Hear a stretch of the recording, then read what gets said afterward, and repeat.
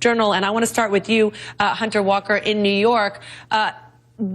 Obviously, this is a very, very different kind of leader that we're seeing, to put it mildly, in Bill de Blasio. I want to play one other clip that was not in Susan's piece to give people a sense of just how different he is going to make things in New York City.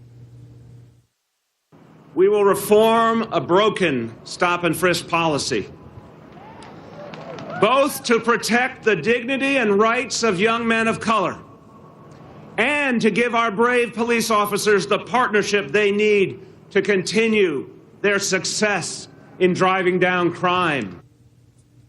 So stopping the frisk policy, taxing the really blatantly saying that he wants to tax the wealthy to give to the poor. I mean, this is unabashed liberal policy that he is putting forward. How do you think that is going to go over now that he is actually the mayor? Right. Well, you know, I went through his speech, and he used the word progressive 6 times in the copy there, and he was sworn in on a Bible that was once owned by FDR. Mm-hmm. So there's really no question that he's very much trying to brand himself as a new kind of progressive leader.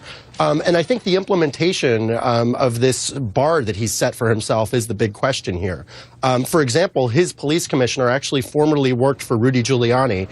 And there's a distinction on his stop and frisk policy, which is he doesn't want to end the practice completely. He wants to reform it. Mm-hmm. And I think some people might be dismayed when they realize it's not going to completely end.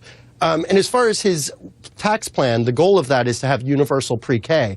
But one hitch here is that it requires approval from Albany. Mm-hmm. And Andrew Cuomo has said he does not want to raise taxes. It's an election year for him next year. So it may be tough to get that approval.